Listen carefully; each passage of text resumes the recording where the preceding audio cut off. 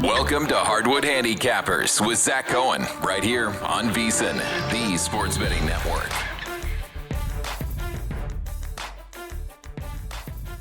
This is Zachary Cohen, VSiN.com senior editor with a Monday episode of Hardwood Handicappers. I hope everybody had a good weekend. We're going to hope to get this thing started on a positive note. It is Monday, January 12th. We are recording this at 10 a.m. Eastern. Friday, we swept our plays. It was a really, really strong night. Gave a little bit back over the weekend, but nothing too significant. Still been a really strong couple of days overall. I do want to talk about some of the kind of takeaways I had from the weekend before getting into tonight's plays. I have three best bets for tonight, two player props, and one best bet for a side, and then I do have some strong leans. So we'll get into picks in a second. But I guess the one thing I wanted to start with is the Kings lost by 13 last night. The Kings beat the Rockets by 13 last night. That is three straight losses for Houston, 4 in their last 5 games. And they did get Alperen Şengün back. That's going to help them, immensely. This is a guy that is absolutely fantastic on the offensive end of the floor. And I think that one of my main issues with the Rockets over the last couple of days or weeks has been that they've been a little bit too reliant on Kevin Durant. You kind of heard Ime Udoka go off after one of the losses, say we can't be relying on a 37-year-old like this. It's just not sustainable. And I completely agree. So I am just kind of watching Houston over these next couple of weeks because I do think that this is a team that I've said a few times is right up there with the contenders in the Western Conference. And I really do believe that when this team is clicking, they can beat anybody. And I think that that's going to prove itself in the postseason. But I would like to see them kind of turn this around in the regular season before getting there. And I do think that they need to start, just finding ways to, lesser the burden on Durant, because you want to have KD as fresh as possible heading into the playoffs. You can't be playing him, high 30s in minutes with an extremely high usage rate. That has been a recipe for disaster, for Durant over the last couple of years. I mean, the Suns didn't make the playoffs last year, but when he was in the playoffs, the last few times he's been there, he has looked tired. He has looked, guardable. So I think that the Rockets need to do a better job of just kind of getting him rest within games and getting him rest throughout the rest of the season. So that's just something to keep an eye on, as this Houston team has been struggling a little bit. Another thing I wanted to mention was that, I did add the Suns to win the Pacific Division at plus 375 on Saturday. It was after a win for Phoenix and a loss for Los Angeles, and you kind of just noticed the Suns kind of creeping up on the Lakers in the division. And last night, the Suns beat the Wizards pretty easily. It's now down to plus 200. This is a Lakers team that's 23-13 on the year. I have a play on them at minus 200 to win the division, so very juicy. I added the Suns one. They are now 24-15. 0.5 games back, and the Suns have won 8 of their last 10 games. They're going to get Jalen Green back soon. And I know that might not seem all that exciting. Green is not a player that a lot of people are excited about. I think that, he's someone that was viewed as having a negative contract towards the end of his run in Houston. But man, I just think with Jordan Ott proving himself as one of the better X's and O's coaches in the entire NBA, there's just no reason not to think that Green's going to step in and give them a lot of juice. I think that he's going to figure out a way to be the best version of himself in Phoenix, and that, Ott has earned the benefit of the doubt there. Just thinking that he's going to be able to plug this in and kind of just figure this out. I mean, I think this Suns team really has a chance of doing some special things the rest of the season. I don't think they're a team that they're not going to go out and beat one of the top teams in the West in the playoffs, but I do think that making the playoffs and not having to go through the play-in is a very realistic possibility right now. So I love the Suns to win a division. I still think at plus 200 it's worth a play, but I got it at plus 375. I'm now in a situation where I'll either win 0.5 units if the Lakers win a division, or I'll win like 1.6-ish if the Suns win. So a good scenario there. Let's just hope the Warriors don't end up winning and ruining absolutely all of this for me, because otherwise I will lose an absolute ton. So I did add that on Saturday. I think that that's one of the more fun division matchups and races to watch the rest of the year. And then one last thing, I think it'll tie into some of the results from the weekend as well that I'm really looking at. I think I'm going to add it, right after this show, to be honest, is the Timberwolves at 35-1 to win the finals and the Timberwolves at 20-1 to win the Western Conference. Part of that has to do with just what we saw against Cleveland over the weekend. I mean, they lost in Cleveland on Saturday morning, but it was a game that the Wolves really could have won. It was a really strong performance for them after, a beatdown of Cleveland in Minnesota on Thursday night. So it was one of those baseball series where we got the two teams playing 2 games in a row, one on the road, one at home for Minnesota. But I was just really impressed with the way Minnesota competed in that 2-game set. And this is just a team that continues to find ways to win. I mean, they've been really good ever since Chris Finch became the head coach there. And I just don't think that anything's that different this season. But the reason that I'm willing to make a swing on the Timberwolves right now, it's not because they're 26-14 at the moment, fourth in the Western Conference. They will probably end up being third by the time, the end of this Joker injury comes. I think that, Denver's played pretty well without Joker. They've been able to stay in the 3 seed, but there's only 0.5 games right now preventing the Timberwolves from being in the 3 spot. And they're not that far from being the number 2. So I think that Minnesota might end up being the 2 or 3 in the Western Conference by the time the regular season's done. But I think that the reason that I like the Timberwolves, as a long-term future play is, I had it last year, and I really just do trust this team. Like, they've been to the Western Conference Finals 2 years in a row now. But what I really like is that Tim Connolly, their president of basketball operations, is one of the best decision makers in basketball.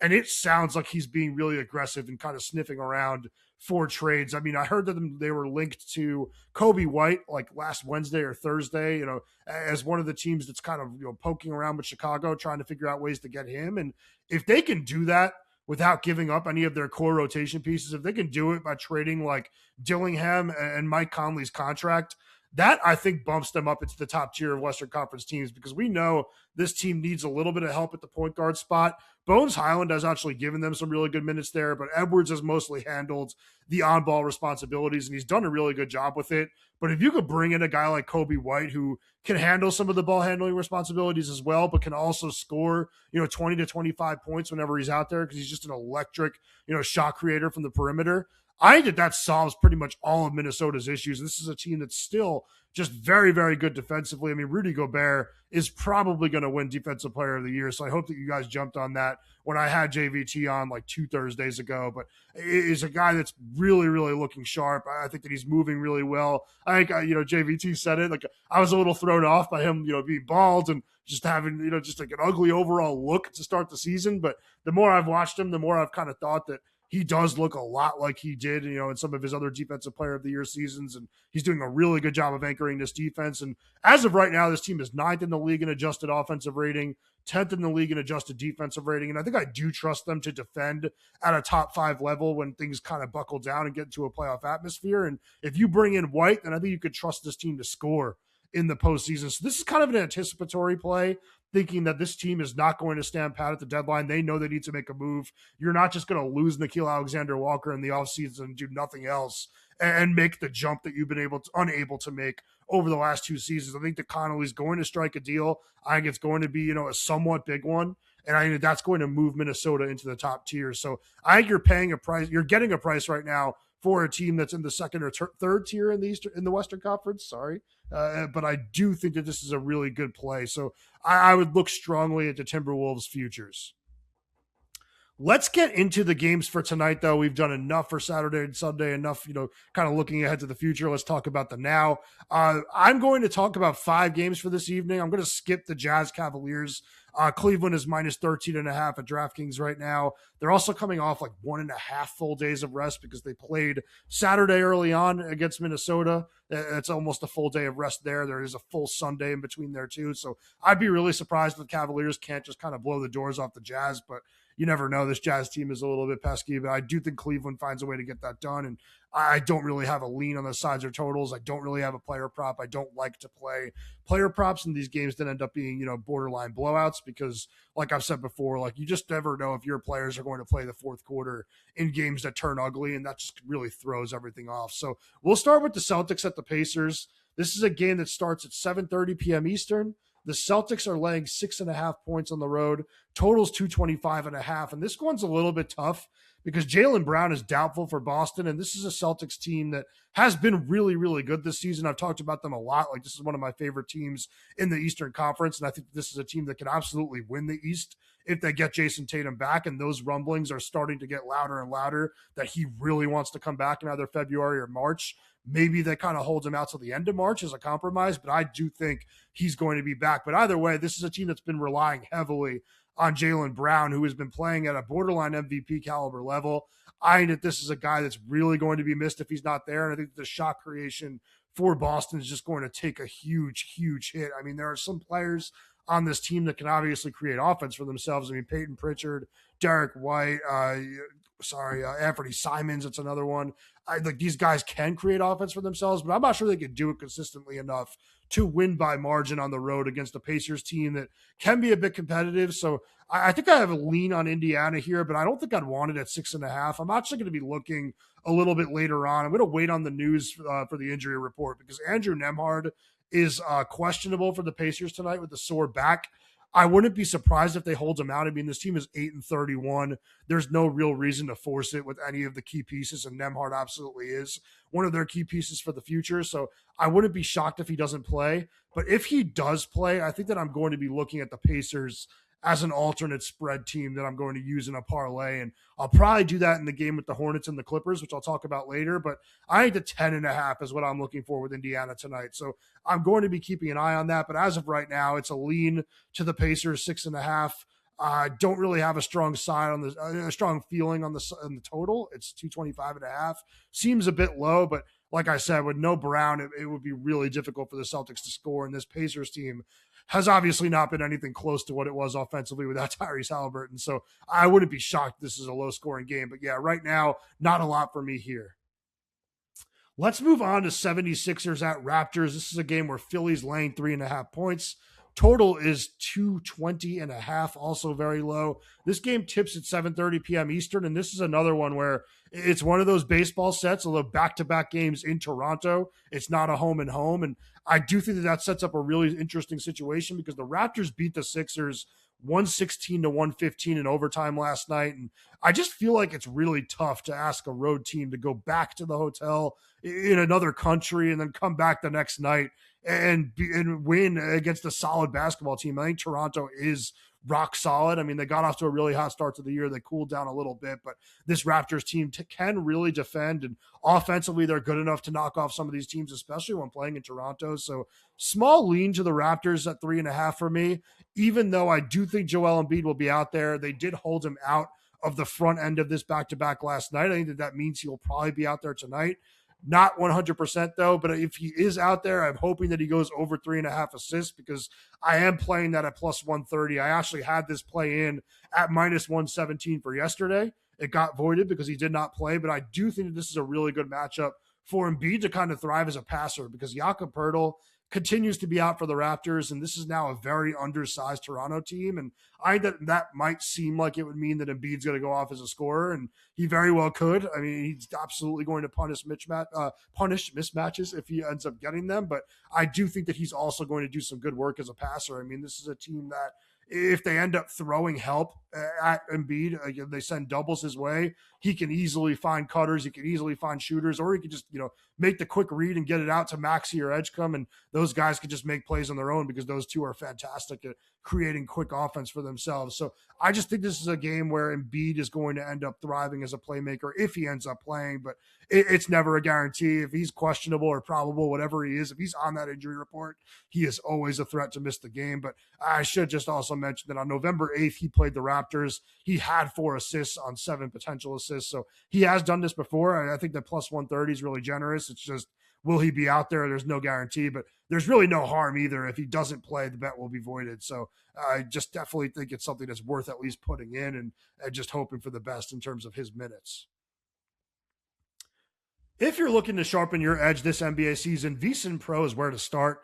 Get advanced analytics, player prop projections, and expert insights used by serious bettors every single day. Try it out for only $9.99 for your first month and see what smart bettors are using to beat the books. Head to vsin.com/subscribe and check out all of our subscription options. Let's move on now to Nets at Mavericks. This game is at 8:30 p.m. Eastern. The Mavericks are 3.5-point home favorites. The total also 220.5 here. A couple of low totals tonight. This is a game where I actually think the Mavericks minus 3.5 at minus 114 is the right side. I know that this team is going to be without Anthony Davis and continues to be without Derek Lively and Kyrie Irving. I shouldn't have to tell you that, but they will be without some of their best players this evening. PJ Washington, also questionable, and Brandon Williams is doubtful. It's a loaded injury report for the Mavericks, but this is a really good spot for Dallas in terms of rest. Brooklyn is coming off of a game last night where they really battled Memphis in a road game and ended up losing that one. It was a hard-fought loss, but it was a close loss and they did look quite good, but it is the second leg of a back-to-back now. And this is a team that is 6-15 straight up and 8-13 against the spread when playing on back-to-back days under Jordi Fernandez. And while I never really like to doubt Jordi Fernandez, having a team playing the second leg of a back-to-back and having a team playing, the third game in 4 nights is never easy, but it's especially tough when you're playing a Dallas team that has not played a back-to-back since before Christmas. Like, this is a very well-rested Mavericks group. I think this team can still be pretty good defensively. So against the Nets team that I don't think is very good offensively, I think Dallas's defense is going to shine. And I do think that Dallas's offense, especially when they play a little bit faster with like Nembhard running the floor and just kind of pushing the tempo a little bit, can beat this Nets defense, which has been very good this season and very good over the last month or so. But if they're tired, if their legs are tired, they're not going to be able to get back as fast. They're not going to be able to get the defense set. And I do think Dallas can take advantage. I think Cooper Flag could take advantage with another really big night. So wouldn't be surprised if he ends up going over his point total. So I keep an eye on that as well. But yeah, I do think the Mavericks -3.5 is worth a look. It's a very small point spread. So I think they get the job done at home. The next game I want to talk about is the Lakers at the Kings. This one tips at 10 p.m. Eastern. The Lakers are 9.5 point favorites. Total is 227.5. My first instinct when looking here is that the Kings are getting a little bit too many points. Sacramento is obviously like a disastrous basketball team, but man, Los Angeles needing to win by double digits with the way that their defense is playing right now seems like a really tough ask. So I'd be leaning Kings. I just don't want to back the Kings because, hey, I don't know who's going to play. Injury report's not fully out yet, but also like this team is just a threat to just no show any given night. But one player that always shows up, always brings some energy is Russell Westbrook. And that's why I'm going over 28.5 points, rebounds, and assists for him at -115. There's no Domantas Sabonis still for the Kings, and Dennis Schroeder is suspended as of right now because he went after Luka Doncic in their last game in the locker room or something. So I'm not really exactly sure what happened. It sounds like he maybe slapped Luka or at least tried to, but he will be out tonight. That means that playmaking duties primarily fall on Russell Westbrook, and I do think that that's a good thing for him. Over the last 2 games, he's averaging 8.5 assists. I think that his scoring is going to be there because this Lakers team is number 22 in the league defending the rim. They're also bottom 10 in the league guarding in transition and isolation. So I think that Westbrook's going to be able to attack the basket and finish a little bit at the basket. And I do think that he's going to knock down a 3 or 2. He's, been actually shooting the ball pretty well, at least pretty confidently. And, if he gets his attempts up, you could count on him to knock 1 or 2, even if his shot is really ugly. And then rebounds usually in the 5 or 6 range. Actually, I really wanted to say 6-7, but I did not want to do it because I just absolutely despise the stupid 6-7 thing. But yeah, usually 5 to 7 rebounds, we'll say that. Can always get up there in that category as well. So I just like him to stuff the stat sheet against his old team. I think he's going to bring a ton of juice, like I just said. And we just need to hope this game doesn't end in a blowout because obviously I said before, don't like betting player props in games that could be lopsided. But I think without Reeves, like the Kings will at least float around the 10 range and need to play their starters in the fourth quarter. So I think Westbrook, can play 32, 33 minutes in this game. I do think he's going to end up putting up some big numbers. But yeah, it's Westbrook over 28.5 PRA for me. If I needed to take a side, I'd go Kings, but I'm not feeling confident in that. I like the Westbrook play a lot better. And then the last play of the night or last game of the night, but I do have kind of a play on it, is the Hornets at the Clippers. This game tips at 10:30 p.m. Eastern. Clippers 4.5 point favorites. Total is 222.5. And unfortunately, Kawhi Leonard is on the injury report for LA, and he's questionable, which is definitely not good for a player like him who is injury prone. I would not be surprised if he ends up having to miss this game. But I do really lean Hornets regardless of what we see out there, whether that's, with them getting 4.5 or 5 with Kawhi presumably out, or it goes up to 6.5, 7 if Kawhi ends up being in.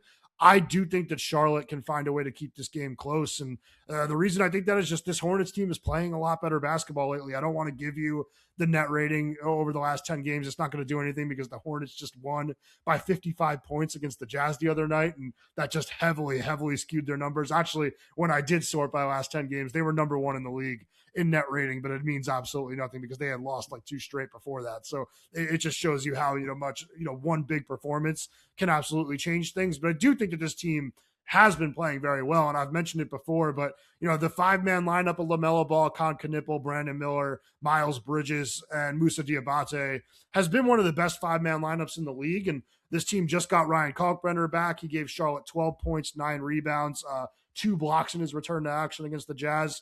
They're just getting healthier and they're getting deeper, like by the day. Like Josh Green came back. He's giving them some good minutes. Everyone's kind of back. Trey Mann played well last game. And I just kind of think that this team does have some youth and like fresh legs that can bother a Clippers team that while they are playing better, they're older, and that there's nothing that they can do to change that unless they make, complete change at the deadline where they just swap out like 5 of their guys for 5 younger ones. But it's an older, slower team. They want to win in the half court. The Hornets can definitely beat them by playing a little bit faster. So I lean Charlotte at like 5.5 if you can get that. But this is the game where I would be looking to parlay with the Celtics. So the one that I'm really looking at right now, and I saw it at minus 104 at BetMGM, is Pacers alternate plus 10.5 versus the Celtics and Hornets alternate plus 10.5 versus the Clippers.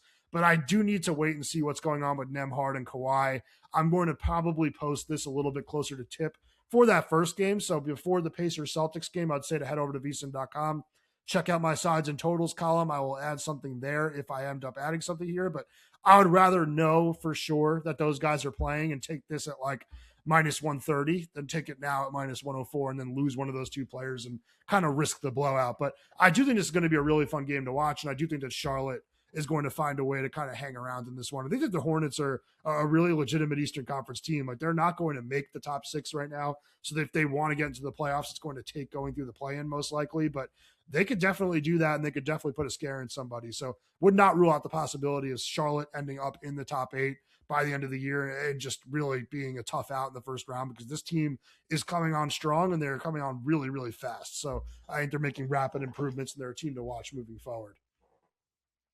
Before we recap our best bets, attention any listeners who are new to VSiN. Signing up for our free daily newsletter is a great way to catch up. Delivered straight to your inbox every morning, VSiN's newsletter offers picks, data, and strategies for the day's betting menu. Sign up for free now at vsin.com/newsletter and start receiving your free newsletter tomorrow morning. That's vsin.com/newsletter. Stay ahead of the game and bet smarter with VSiN. Let's recap the best bets for Monday night. I have 3 of them right now, but as I mentioned, I am strongly considering adding that parlay, so we will probably end up with 4 out of the 6 games we'll see this evening. That's a pretty good margin. It's pretty good volume, but we'll stay with Joel Embiid over 3.5 assists at plus 130 versus the Raptors. Mavericks minus 3.5 at minus 114 versus the Nets. And then Russell Westbrook over 28.5 points, rebounds, and assists at minus 115 versus the Lakers. Good luck to everybody that ends up following me. And definitely, I would love to have you back for the Tuesday edition of Hardwood Handicappers. I will check with Kelly Bidlin. Hopefully we'll have him as a guest to join me. But if not, I'll be talking through all the games. I'll be talking through some futures, just everything you've come to expect from this show. We'll hit all of it tomorrow morning. But yeah, good luck with your bets tonight. Hopefully we end up with another winning night.